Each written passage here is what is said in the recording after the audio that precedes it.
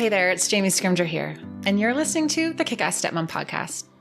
I'm a wife, a mom, a stepmom, a coach, a conversation opener, and a BS caller. 8 years ago, I found myself sitting on the bathroom floor, bawling my eyes out, wondering what the heck I was thinking, marrying a man with 3 kids and an ex-wife. Look, don't get me wrong, I was madly in love, the kids were great, but being a stepmom is, well, it's just complicated. If you know, you know. As a 26-year-old with zero experience in the parenting department, I went to the internet for support. But I was disappointed with what I found. So I decided to create the type of support I was looking for. Raw, real, solution-focused conversations about all things motherhood, stepmotherhood, and living a kick-ass life. Life can be hard, really freaking hard. But it's entirely possible to thrive amongst the tough stuff. Each week, I will bring you tips and strategies and mindset shifts to inspire you to live your own version of a kick-ass life, while bringing you along as I create my own. Let's do this.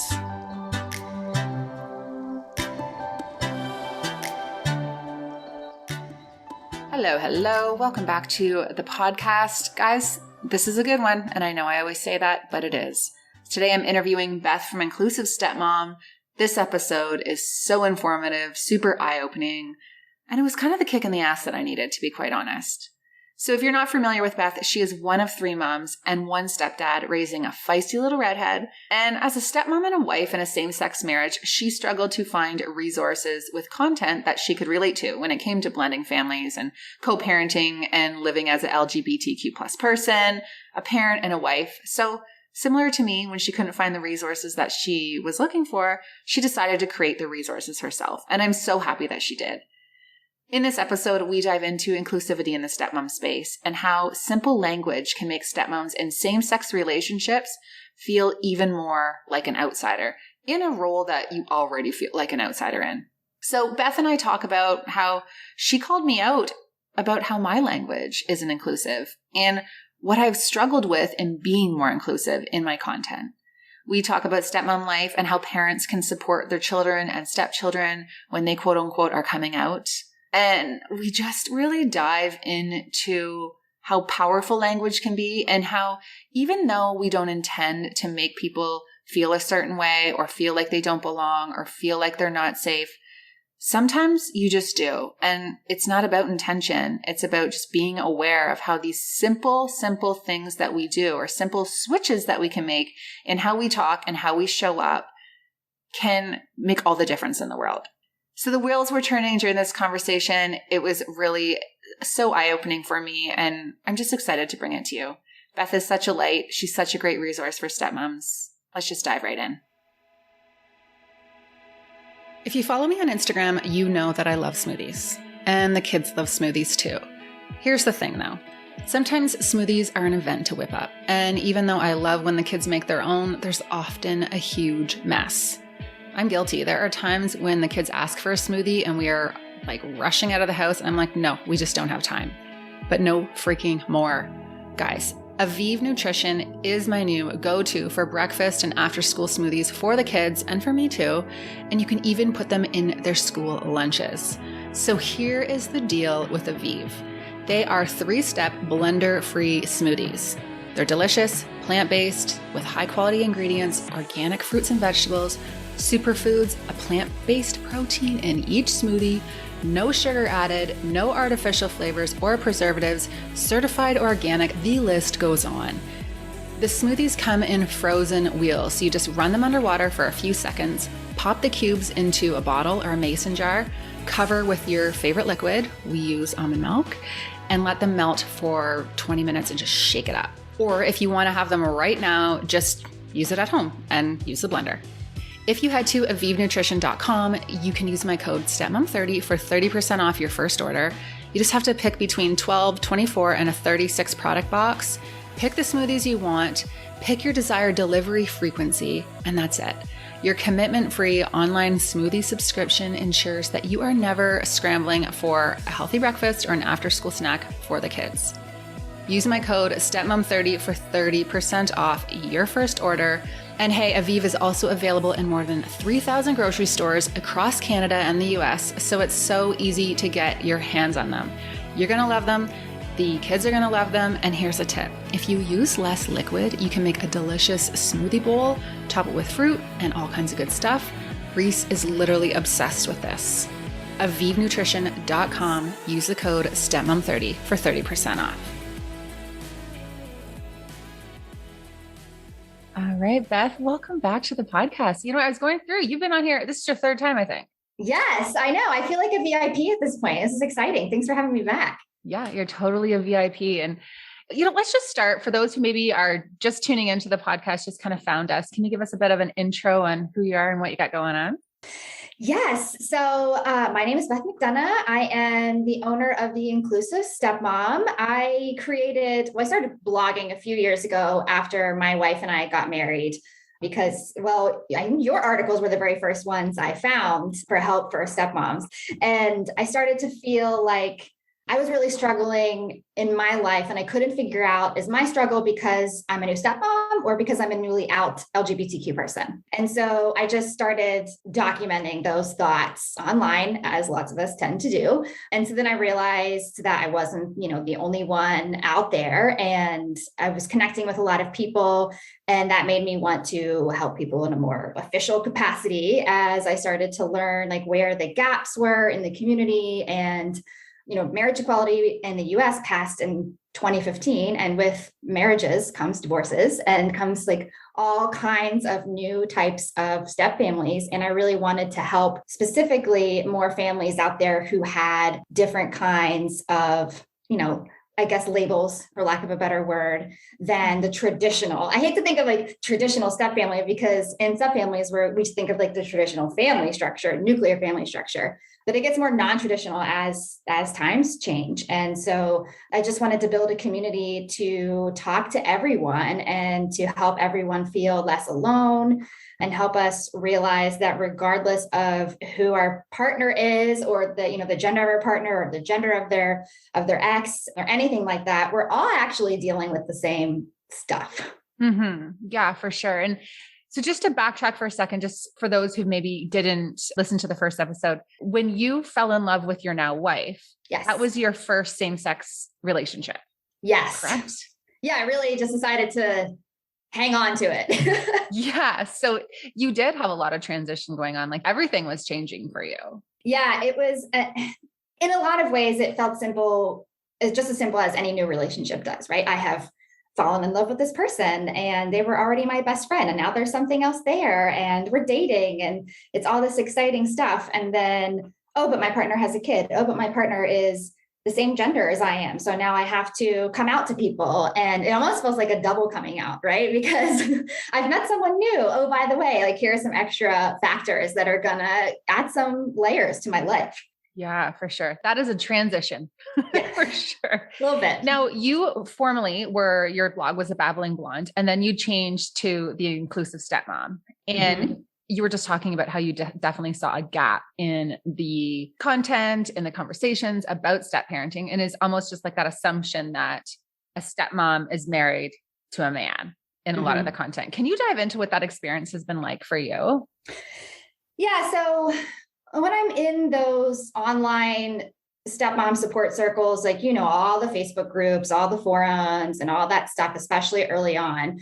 And I read stories and questions from other stepmoms that was does your husband ever do this? Or does BM ever do that? It kept people like me quiet.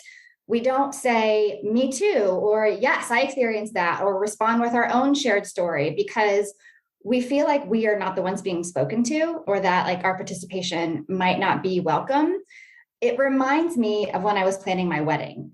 And I always had to cross out the word groom on all the paperwork and write the word wife over top of it. Or some people look at my wedding ring when they're making small talk with me and they'll ask me what my husband does for a living. It feels invalidating. It feels discouraging, like you don't belong. And I know that that's not the intention of most people, but unfortunately it has been the intention for enough, especially here in the US. It's still a pretty polarizing thing. Businesses still turn people away for being queer. So some of it ends up being self-preservation. My wife still gets chased out of women's public bathrooms in 2021 because she looks masculine, right?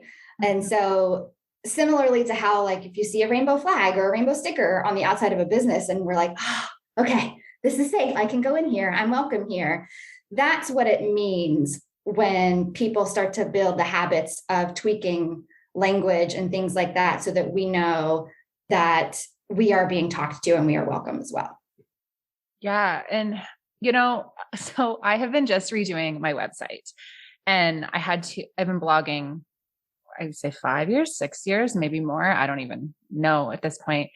And I was thinking back to, I think it was a couple months ago, and I had wrote a post on Instagram, and I don't know how I worded, but I was saying your husband or my husband, and like saying husband instead of partner.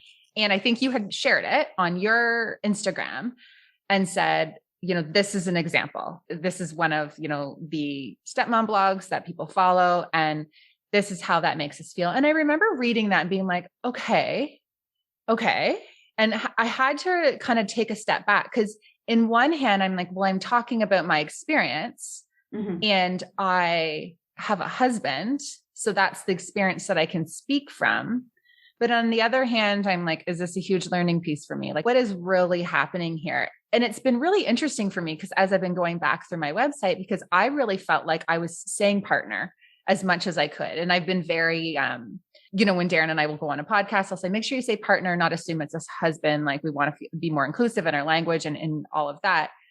And I think it goes back to what you're saying. Our intent isn't bad, but holy shit, I said husband a lot. And I didn't even realize it.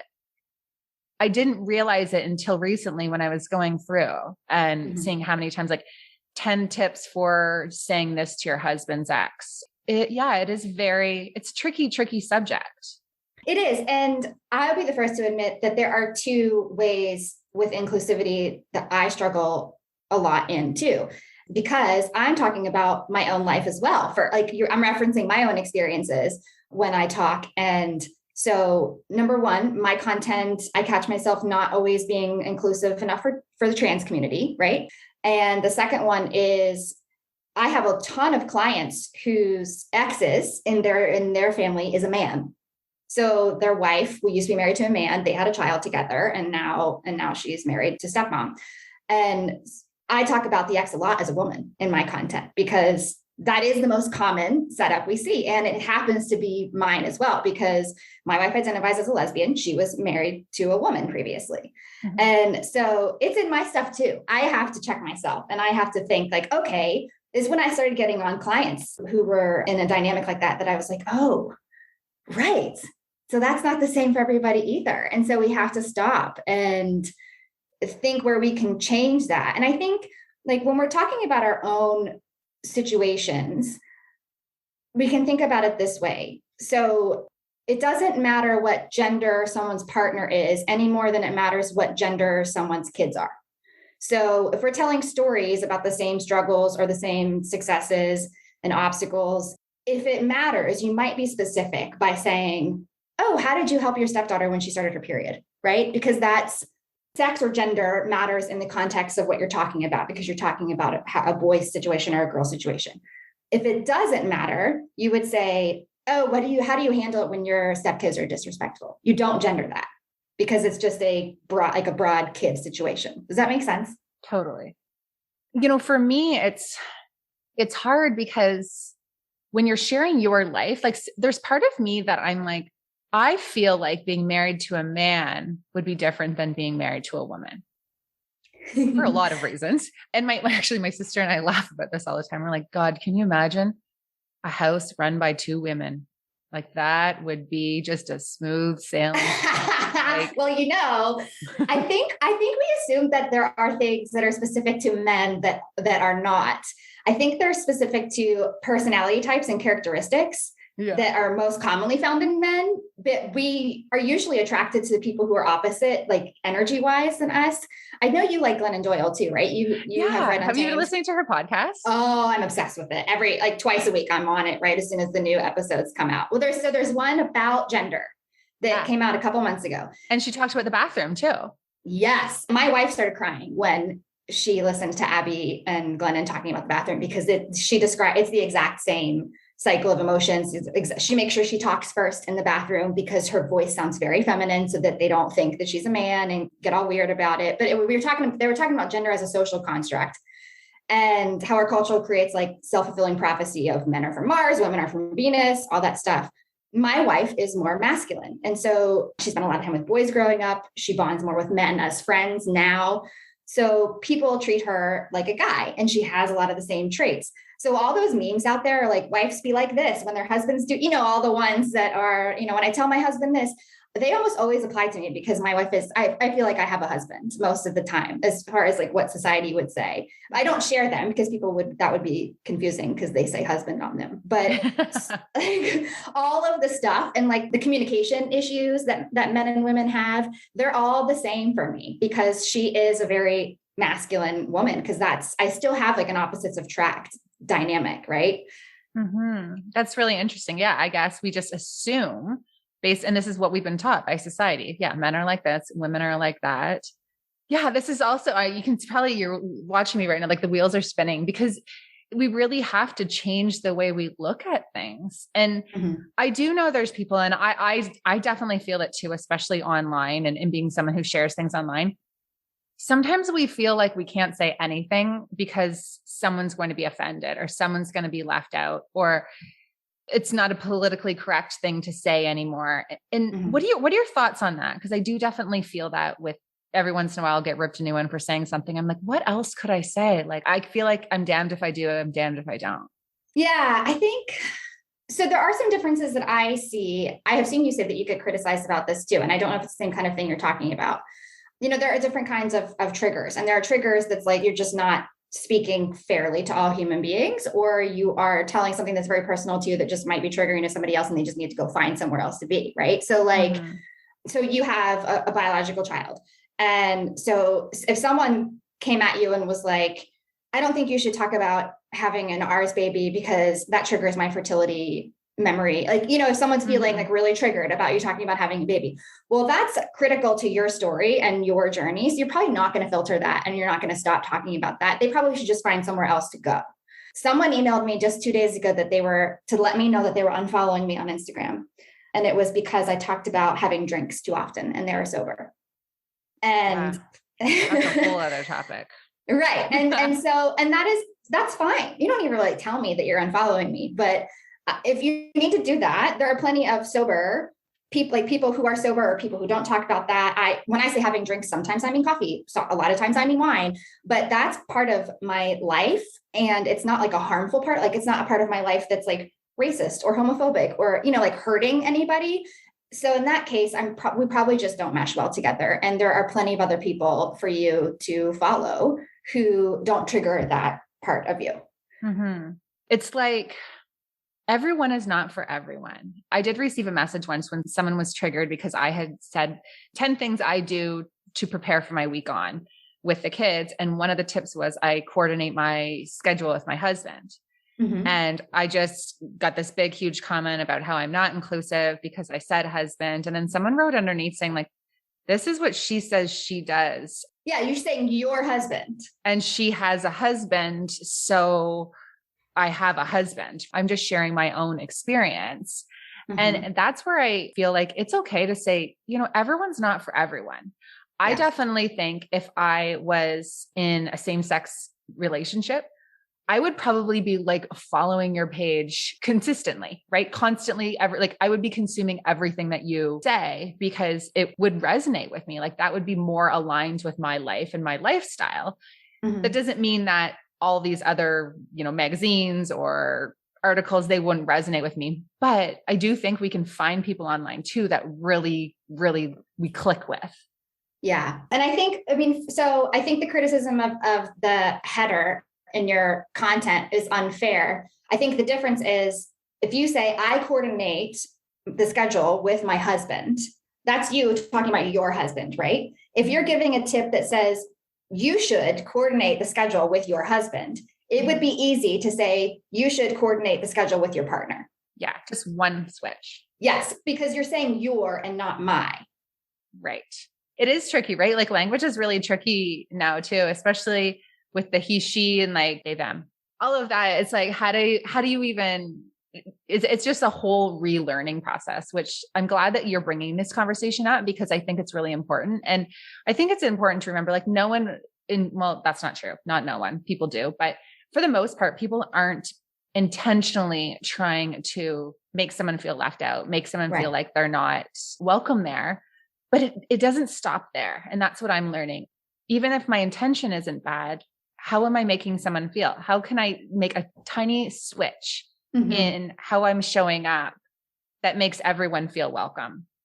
Yeah, it's similar to when I was redoing my website like 2 years ago.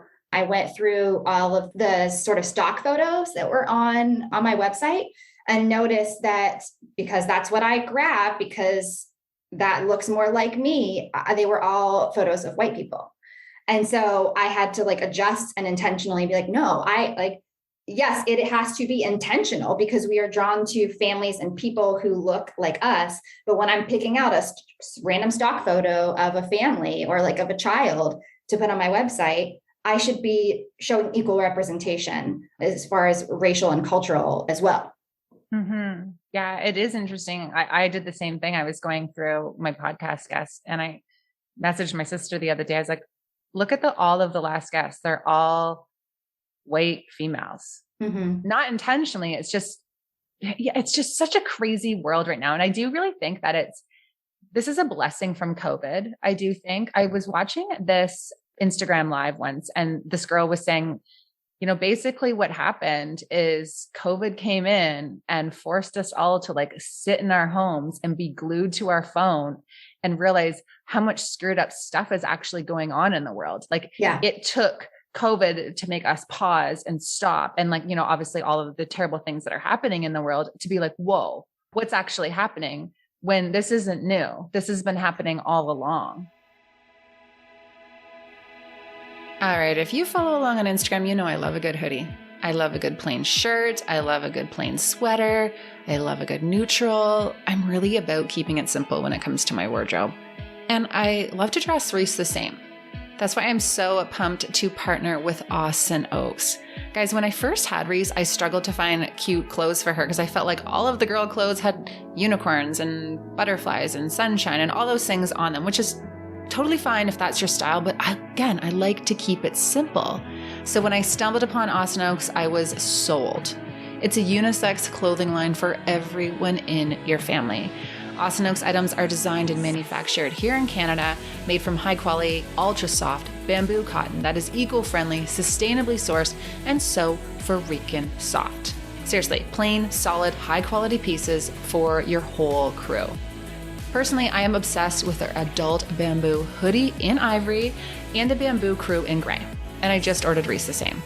You should see the cute outfits that my sister Britt got my nephews. Guys, I can't tell you how obsessed I am with all of their pieces. Cool thing is, Austin Oaks ships to both Canada and the US. I highly recommend checking them out. You can get all the information. Go shop at www.jamiescrimger.com/Austin Oaks and then use the code Jamie10 for 10% off your order. You're welcome. Now, just to switch gears for a second, do you think there are any differences when it comes to the challenges that same-sex families or same-sex relationships have in the step family space versus, a heterosexual couple? Yeah. So, now I think that most of the challenges I faced early on turned out to be superpowers a little bit, like advantages for me now. So, for example, I felt really lost regarding my role in the beginning, which I know a ton of stepmoms do.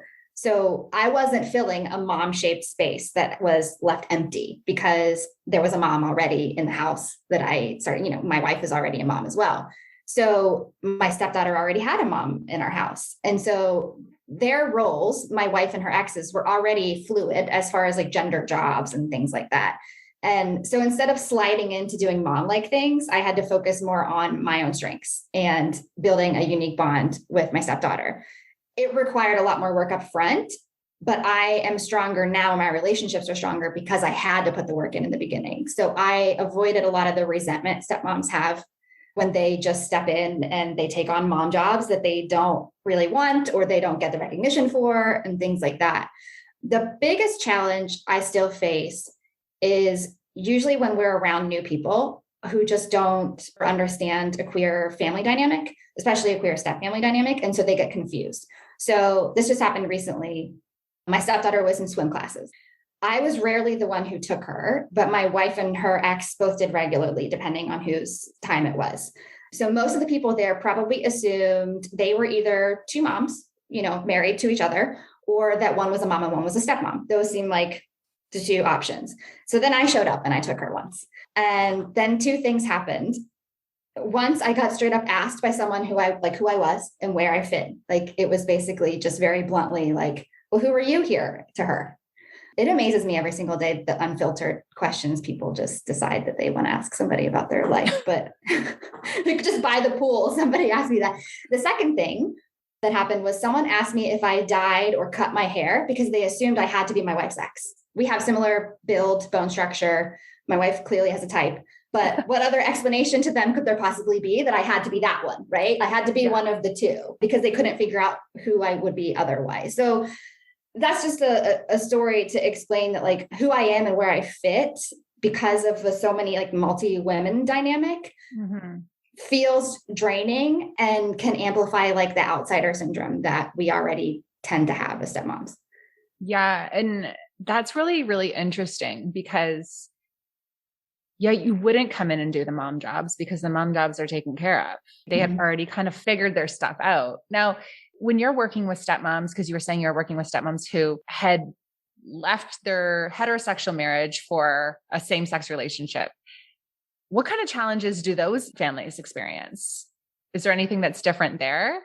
Yeah, the challenges that they face with a male ex is actually a lot different than what you would face with a female ex, because quite often the man in that dynamic, usually it's new for the person who left the marriage to have left for a woman. So usually it's a realization like, oh, I think I'm gay, or I think I'm bi. And so for the man in that dynamic, it's a pretty big ego hit. Sometimes they're like, well, that's something I just cannot provide for you, right? Or, that I can't change who I am. And so they don't know what to do with that. So that the toxicity, like the anger that comes from that, really severely impacts that relationship. And there can be a lot of homophobia or, homophobic words and actions that impact the kids. And so the kids have a harder time being accepted by stepmom because they're really being turned against her because of like all the hurt feelings that existed there. Yeah, I can imagine. Yeah, definitely an ego hit for the man. I can like, you're seeing that more and more though, eh? There's so many people that I've interviewed that they were married to a man and then they left and are now married to a woman. And they're just like, this is just where I was supposed to be this whole time. I find it really interesting because I feel like I hear these stories all the time. It's becoming more and more common. I think people just didn't realize that it was, I don't want to say an option, but like that they, but they had the number one, it wasn't as accepted. So it wasn't as, it's not easy now, but it wasn't as easy as like societally to do that, right? To have to just follow your heart in that way, because there's just so many other things made it so hard.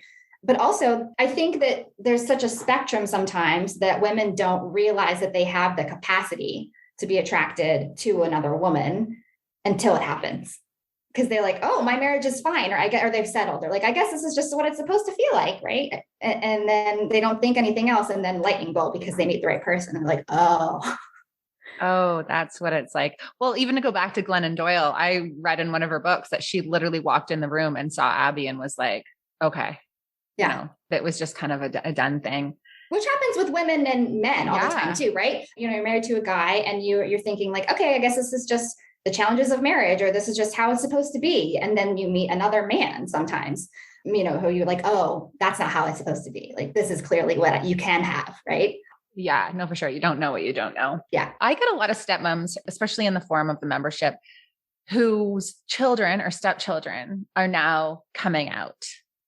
And they're struggling because they don't know how to support. Sometimes the other parent isn't supportive of this and is very shocked and wanting something different for their child. How do you suggest that they support their stepchild in this? Like, what would a teenager or even younger need? It's just something that a lot of parents are like, well, what do I do? How do I do this right? Mm-hmm. I think the first best thing we can all do with kids comes before they ever come out, because as parents and as allies of the LGBTQ community, it's important that we start to break old patterns by creating an environment where coming out may not be necessary someday, that process won't have to exist. So we can do that by raising kids without the expectation of being straight at all, and by presenting the fact that, like, yeah, someday you just would bring home somebody that you have a crush on, or you talk to us about who you like. Because if you talk to them like that and just live in your house like that, then they're never going to feel like they have anxiety about telling you who they are, because you've already made it clear that whoever they are is great. Mm-hmm. But aside from that, if your stepkid comes out to you, number one, I would be completely honored with the information that they've trusted you with, because it is still hard. It is still really hard to do. And I have seen stepmoms who have been come out to and their partner has not been told, and the stepkid doesn't want their partner to be told yet. So it's a sacred and it's a scary thing. And so I would suggest, do not tell anybody, even if it's your own partner, right? Even if it is their biological parent. If they tell you not to tell anyone, don't tell anyone. That will immediately break the trust that they have in you. And then I would just ask them what support looks like for them. Like, what can I do for you? Do you want a party? Do you want me to talk to somebody for you? Do you want me to sit by your side when you come out to someone else? Like, just be open about asking them what they need, because they are probably going to know that better than you do. And everybody's so different that just straight up asking, how can I support you? What can I do? Being with someone while they come out to someone who they're afraid to can be a total game changer. Just have that presence as an ally and as support. The other thing I would say, and I feel like we're just spending this podcast fangirling about Glennon, but I think she talked about this in her book as well. She's so good. She's so good. I always tell my wife, I'm like, if I could have somebody's career life, it would be hers. Because I like writing more than anything else. And if I could have made the things that she has made, I just think she's amazing. But anyway, is to avoid the phrase, no matter what, when you tell them you love them.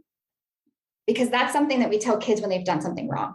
If they stole something or if they did something bad, we're like, it's okay, I love you no matter what, right? And when they come out to you, a lot of people, you'll see it on TV shows all the time. They'll say, oh, it's okay, I love you no matter what. That implies that you love them despite of something about them. No matter how shitty it is or disappointing it is. Yes. Wow. So just, I love you. I love all of you, every part of you. You're wonderful. You're perfect as you are. Wow. All of that is so good. And I especially like what you said about having that conversation start before there is a coming out. So there doesn't need to be a coming out. Yeah. I think my stepdaughter is straight. She has crushes on boys this year for the first time. And she asked me about it. She said, you like boys and girls, right, Bethy? And we had a talk, and mommy just likes girls. And so we went through everybody in the family. And she said, I think I just like boys that way. And so we had that talk. But up until then, that's always how we talk to her, because that's our setup, right? I mean, so she has a stepdad now. And so she sees all these different possibilities. And so we just talk to her as if there are no assumptions. And then she doesn't have to have any kind of coming out in any way to us. No anxiety. Mm-hmm. That is so important. I've never heard anyone say that before, which is really sad, actually, if you think about it, because it really shouldn't be this big stressful event to come out, because it should be, you should just know that it's safe. Yeah, it's just, I like somebody. Can I tell you about them? Right. Mm-hmm. Yeah. I always go back to this, what I learned in therapy. Like the first time I went, my therapist, Bonnie, love Bonnie, was like, kids need to feel loved and they need to feel safe. Like that, mm-hmm. Those are the two things that they need to feel. And so there's just like so many arrows, right? Like outside of those words, like what that means, it can mm-hmm. mean so many different things, but just safe to be who they are, no matter what. And it's never going to be a disappointment. No, that's not to say we shouldn't prepare them for how hard things might be elsewhere. Right. But mm-hmm. that's the whole thing, is like, it's not going to be hard here in this space for you. So last question for you. I want to know, how long have you been a stepmom now? Officially, we got married in 2017, but we lived together for like 2 years before that. So I guess like 6 years. Yeah. So what do you think has been the biggest growth for you? The biggest lesson? I always say, like, being a stepmom is like life skills 101. You learn so much about yourself and your triggers. And it's just this huge personal growth experience. What has that been like for you? For me personally, I think it was realizing that some people just might not like me, and that's okay, along with owning up to some of the mistakes I made in the beginning. So the journey with the co-parenting journey for us, right? I think I don't want to say self-righteous in the beginning, but definitely was like, why would she have a problem with me being here? And what about this? And what about that? And like, very much like, I belong and I have a right to do this and that. And like, which yes, 100%. Yes, you do. But having the growth of accepting and reflecting that, like, oh, if someone had done some of those things, I don't know if I would have really loved that person either. And so kind of just realizing like, no, there are opportunities to adjust things as I go and to think about other people's feelings and not just what I have the right to do or be at or say. And like, really, that impacts other people. And it doesn't mean that something's wrong or that I'm the bad guy or anything like that, to own up to mistakes when I make them. Mm-hmm. Yeah. An apology or just like a little shift can go a long way. I think we've all had to do that. It's crazy too, because you can really get caught into that, like stepmom, mom, turf war, being like, well, I deserve to be here. It's like this pissing match, right? Yeah. And like, you need to know your place. Well, no, I deserve to be here. And it's important to remember, like, people are at different stages in this journey. This wasn't in anyone's plan, right? Like, I did this interview with Allison Schaefer, and she's a parenting expert. She comes into the community and she was like, you didn't ask for me, I arrived. Yes. Right? Like, my husband asked for me. Like, we made the choice to be together, but the kids didn't ask for me to arrive. And, you know, his ex didn't ask for the kids to have this step. Like, no one asked for me except for my husband. Yes. And we can't just assume or expect people to like embrace us with open arms if that's not where they're at in their own healing process either. Exactly. And so, especially because for my wife and her ex, you know, for two women to decide to have for a lot of people decide to have children together, it's very intentional. Sometimes it's an accident, which is like awesome too. But for two women to decide to have a kid together, you are really making a conscious choice that you want a child in your family with that person. And so they were deliberate, right? They chose each other and put in a lot of work to have my stepdaughter together. And that was a choice that she got to make. She chose to parent with my wife, regardless of whether they're together or not, right? Mm-hmm. And then here I come, and she's like, well, you've just screwed this all up now, right? I mean, that's how I would feel for sure. Because like, no, I decided to share this human with this person, not with you too. And so I didn't get a choice in this matter, and now you've brought her in. And I think I got the brunt of that in the beginning because I came first. And so by the time she brought a new partner in, everybody had healed because there had been a lot of time that had passed. And so we were excited, but everything was much fresher in the beginning. And if you're not healed, like you said, then why would you accept somebody new with open arms and be like, yeah, come to all my kids' events, show up at the parent teacher conference, pack the lunches, like pour some salt on my wounds. Yes, exactly. And just really rub it in, right? Mm-hmm. Let's make this even harder. Yeah. Anyway, this has been so good. Where can everyone find you? What do you got going on? Yeah. So my website is theinclusivestepmom.com. Like most of us, I hang out on Instagram more than any other platform. So that's at The Inclusive Stepmom. And I do one-on-one coaching, not a whole lot anymore. So you can email me directly if you would like that. But I do have a course. It's called the Calm Over Chaos course for stepmoms. Does exactly what the title says. There are links to that on my website and on my Instagram and all that if you want to join. Amazing. Well, thank you so much for taking the time. I'm going to link everything for everyone. As always, it's just a pleasure. Thanks for having me. This is great.